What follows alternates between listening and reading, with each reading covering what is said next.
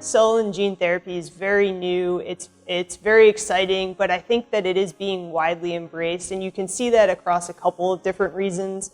One, you can see the number of companies getting involved, and two, you can see the number of new products that have started filing INDs. It is still very new, but there's a lot of growth and a lot of exciting things going on. The difference between cell and gene therapies and other therapies is we have someone waiting on that patient, a particular individual. So we need to have the ability to react quickly to new patients and be able to treat them because these are life-threatening diseases. A lot of these therapies are different, the modes of manufacturing them are different, but the more we can get to the same platform, the same raw materials and reproducibility of these products, the better off we're going to be both for the patients and for the manufacturability of the product.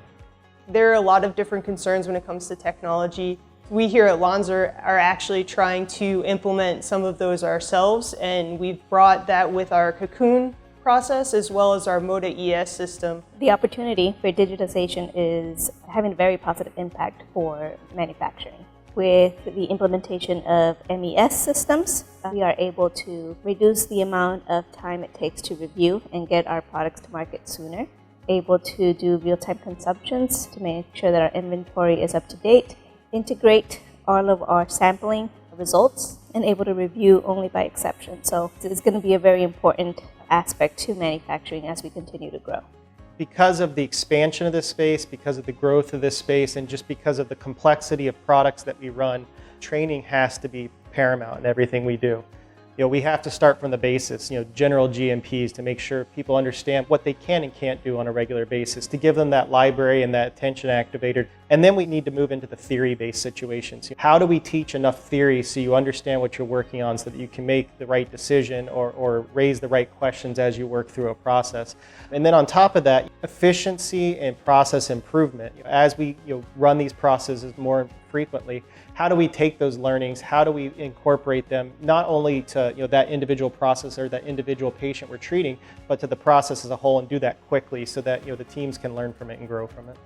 Being able to develop or optimize or improve the assays and analytics, implement into the process, and then focus on qualification or validation of these assays. These are an extensive service offering and expertise that we offer to our customers to identify the challenge, focus on the right solution, and then help them to bring the solution in a phase-appropriate manner. The regulations evolve as the technology evolves.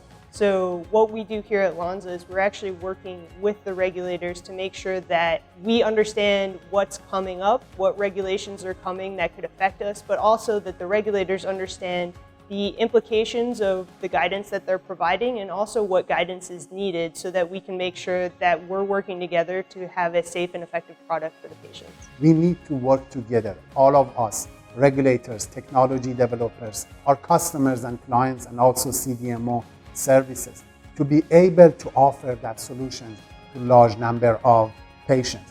I think the future for cell and gene therapy is incredibly bright. There's a lot of exciting things going on. There's a lot of growth in this business, and I think the more and more we see products go from the phases of clinical production into commercial production, the more we're going to get involvement in the industry and the better that it's going to be.